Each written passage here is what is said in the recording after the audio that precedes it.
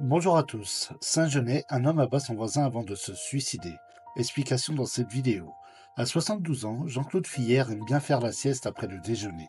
Mais ce mercredi 21 août, il est déjà 14 heures quand il quitte la table. Trop tard pour un petit somme.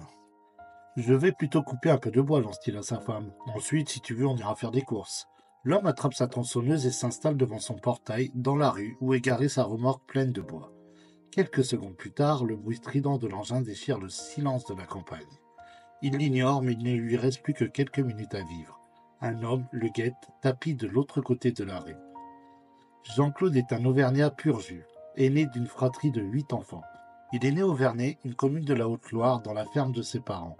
Une enfance à la fois rude et choyée de petits paysans qui apprend très tôt à conduire un tracteur et à aider aux travaux de la terre.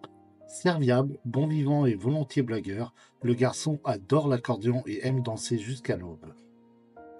C'est à un bal de village qu'à l'âge de 22 ans, il rencontre sa femme, une payse originaire de Saint-Genès-près-Saint-Paulien, à une vingtaine de kilomètres de là. Ils ne se quitteront plus. Après leur mariage, ils s'installent au lieu-dit Champvert, un hameau d'une dizaine d'habitants où va naître leur fils unique. Jean-Claude, passionné de mécanique, est embauché comme chauffeur de camion-benne dans une entreprise de carrelage locale. On va le voir jusqu'à la retraite sillonner les routes du canton, écoutant des airs d'accordéon à fond la caisse. Jean-Claude s'est facilement intégré à la vie de son village. Il va même devenir conseiller municipal chargé de la voirie. Mais la grande affaire de sa vie, depuis toujours, c'est la chasse. Il ne rate pas une battue au sanglier et, chaque automne, il participe au traditionnel méchoui qui réunit tous les membres de l'association de chasse. Le week-end, il emmène sa femme et son fils déjeuner chez sa mère ou va pique-niquer avec ses frangins. Et tous les étés, il donne un coup de main pour les moissons à son frère cadet, qui a repris l'exploitation familiale. Aider les autres, c'est la seconde nature de ce garçon hyperactif. Josette, une petite veuve qui habite près de chez lui, peut en témoigner. Chaque semaine, il lui fait ses courses. Il rend même service à Yvon, son voisin d'en face, alors que les autres habitants du hameau ont plutôt tendance à l'éviter. Yvon, c'est l'opposé de Jean-Claude. Alors que ce dernier déborde de joie de vivre et de bonne humeur, l'autre transpire la mélancolie. Ancien employé d'une compagnie d'assurance, il a longtemps vécu à Nîmes avec sa femme. Il y a une vingtaine d'années, ce couple sans enfant a acheté une résidence secondaire ici à Champvert. Mais Yvon n'a jamais fait le moindre effort pour s'intégrer à la vie du hameau. Et sa femme, quand elle est là, ne rêve que de rentrer au plus vite dans le sud où ils ont gardé leur maison. Jean-Claude, par pitié, a pris ses tours sous son aile. Il l'emmène de temps en temps à la chasse, le traîne dans des fêtes de village, l'invite régulièrement à déjeuner chez lui et s'occupe même de son chien quand il s'absente. On ne peut pas dire qu'il soit payé en retour.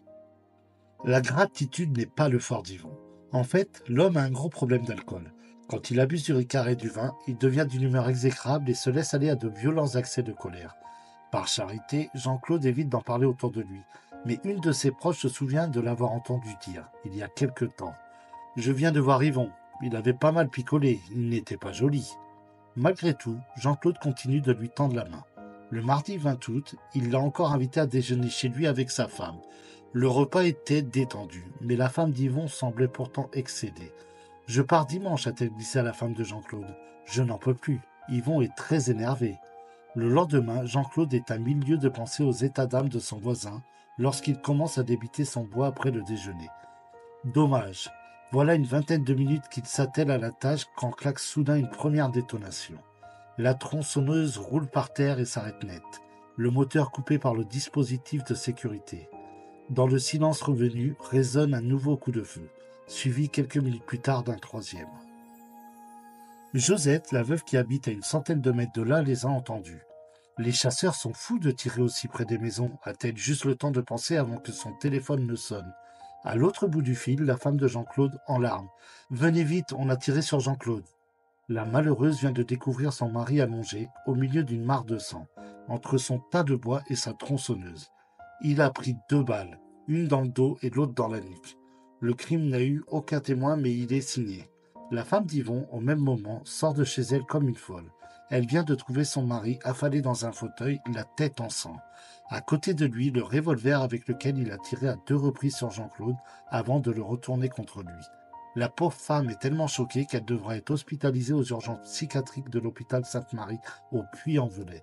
En revanche, quand l'équipe du SAMU arrive dans le hameau, il n'y a plus rien à faire pour les 2 blessés. Jean-Claude Fillère, 72 ans, et Yvon, 78 ans, sont morts tous les deux.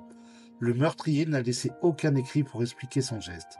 Au cours de la perquisition, les gendarmes découvriront chez lui un véritable arsenal. Outre le revolver, il détenait une quinzaine de fusils et de carabines en toute illégalité. Depuis, les habitants de Champvert, consternés, se demandent ce qui a pu pousser Yvon à commettre un tel crime. La veille encore, au déjeuner, lui et Jean-Claude semblaient en très bons termes. Le bruit de la tronçonneuse aurait-il pu le pousser à bout? Ça se répétait pourtant chaque année à la même époque, et il ne s'en était jamais plaint jusque-là. Alors, l'alcool? Un coup de folie, une crise de paranoïa aiguë? Ou autre chose qui aurait germé dans son esprit embrumé par le Ricard? L'action de la justice étant éteinte, on risque de ne jamais le savoir. Le mardi 27 août, une foule émue a rendu un dernier hommage à Jean-Claude dans l'église de Saint-Genès près Saint-Paulien. Il rendait service à tout le monde, et c'est ce type à qui il avait tendu la main qui l'a abattu comme un chien, se lamentait un habitant à l'issue de la cérémonie. À croire qu'Yvon avait l'ingratitude dans le sang. Merci d'avoir regardé, n'hésitez pas à partager la vidéo avec vos amis et à vous abonner à ma chaîne pour ne manquer aucune de mes futures vidéos.